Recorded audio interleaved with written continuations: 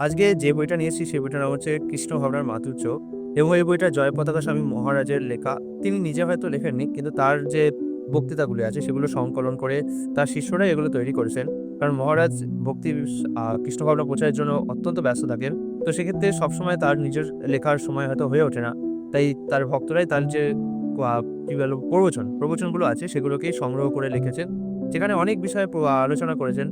এবং এই বইটা আমার এই জন্য ভালো লেগেছে যে এখানে মহারাজ কেবল যে স্বাস্থ্য থেকে আলোচনা করেছে তা না, বরঞ্চ আধুনিক যুগের সে কি শিক্ষা সেটাও তিনি দিয়েছেন এবং আধুনিক যুগের কোনো স্টোরি যদি থাকে সেই স্টোরিগুলোকেও উল্লেখ করেছেন, যাতে আমরা জিনিসটা আরো ক্লিস্টার ক্লিয়ারিটি হয়। এবং এই বইটার একটা বিশেষ গুরুত্ব হচ্ছে মহারাজের উপর যে হামলা হয়েছিল যে স্পেনে, সেই হামলাটার যে বিকৃত ইতিহাসটা, সেই ইতিহাসটা এই বইতে আমি পড়েছি। ঠিক আছে?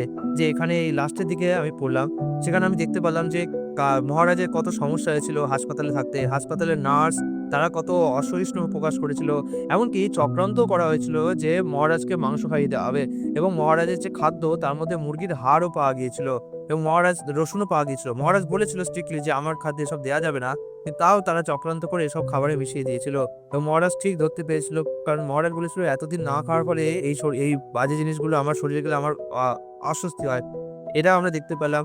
তাই মহারাজ বলছে যে প্রকৃতপক্ষে ভক্তদের সেবার জন্য একটা ভক্ত হাসপাতাল তৈরি করা খুব দরকার। না হলে অভক্তদের সাথে থেকে ভক্তরা সঠিক সেবা পায় না এবং অভক্তরাও ভক্তদেরকে তা পতন করার জন্যে নানা রকমভাবে কুটকাচালি করতেই থাকে। তো সেই ইতিহাসটা আমরা এখানে পেলাম যে মহারাজের কি করে সাহায্য করেনি। ঠিক আছে? এখানে আমরা দেখলাম। তারপরে সেই সময় স্পেনে যে ইতিহাস হয়ে যখন হামলা হয়েছিল, তখন সবাই বলেছিল যে ইসকনের মধ্যেই একটা বিবাদ তৈরি হচ্ছে। কিন্তু পরবর্তীকালে মহারাজ এটা ক্লারিফাই করেন যে এটা ইসকনের কোনো বিবাদ নাই। যে ভক্ত আঘাত করেছিল বলে প্রচার করা হচ্ছে সে আসলে ভক্ত ছিল না।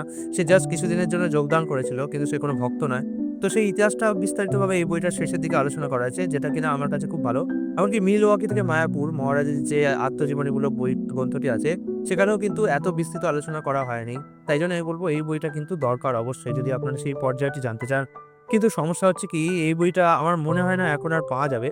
কারণ যিনি বললেন, তিনি বললেন এই বইটা তো লাস্ট প্রিন্ট ছিল। এই যে ২০০৬ সালের বই এটা, সরি ২০১২ সালের বই এটা। আর এটা ২০২৫, প্রায় ১৩ বছর আগেকার।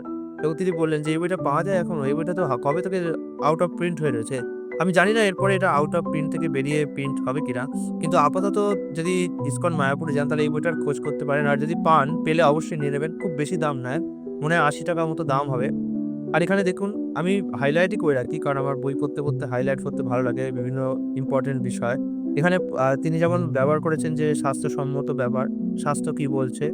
তেমনি তিনি আবার ব্যবহার করেছেন যে কি জানেন? দাঁড়ান দেখি। আধুনিক কি? দাঁড়ান একটা খুঁজে দেখি আধুনিক কি? দেখুন, এই একটা আধুনিক কাহিনী যেটা পড়লে আপনারা বুঝতে পারবেন। ঠিক আছে? সম্প্রতি আমি এক খ্রিস্টান পুরোহিতের কথা শুনলাম, যিনি শিক্ষা বিষয়ে একখানি বই লিখেছেন। যাতে তিনি বলছেন কিভাবে আধুনিক শিক্ষা ব্যবস্থা ছেলেমেয়েদের নষ্ট করছে আর জঘন্যতম নাগরিক তৈরি করে তুলছে তাদের।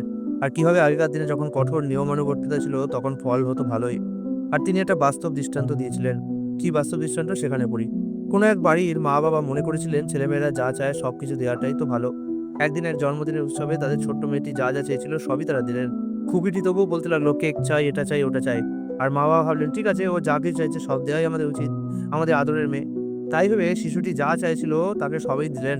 শেষে জন্মদিনের উৎসবের একেবারে সবার মাঝখানে যখন খুকিটি আবার একটা কিছু চেয়ে বসলো, যেটা মা দিতে পারলেন না, তখন খুকি রেগেমেগে মায়ের গালে ঠাস করে একটা চড়ই বসিয়ে দিল আর বলল, বোকা বদমাস, যা চাইছি তুমি আমায় দিচ্ছ না। উৎসবের মাঝে সবাই তো হতবাক। মা খুকিকে এত আদর দিয়েছেন আর এখন দেখো সে কি করছে।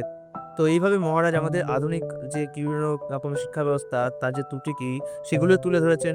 কিছু কাহিনীও তুলে ধরেছেন, তার ভক্তদের কাহিনী, তার গৃহস্থ কোনো ভক্তের কাহিনী যারা ভুল ত্রুটি করেছেন তাদের কথা তুলে ধরেছেন এবং আমাদের শেখাচ্ছেন যে এইগুলো করবে না। ফলে এখানে স্বাস্থ্যের ব্যাপারেও যেমন আছে, প্রভুপাদের কথাও যেমন আছে, মহারাজের নিজস্ব কথাও আছে, তেমনি আধুনিক উদাহরণগুলোও আছে। এই ৪টি সন্নিবেশিত হওয়ার ফলে এই বইটি আমাদের জন্য একদমই দুর্বোধ্য থাকে না এবং আমরা সহজে বুঝতে পারি আমাদের কি করা উচিত এবং কি করা উচিত না। তো অবশ্যই যদি এই বইটি আপনারা সংগ্রহ করে থাকেন তাহলে খুব ভালো কথা। আর যদি না করে থাকেন তাহলে একবার চেষ্টা করুন যাতে খুব শীঘ্রই সংগ্রহ করা যায়। হরে কৃষ্ণ।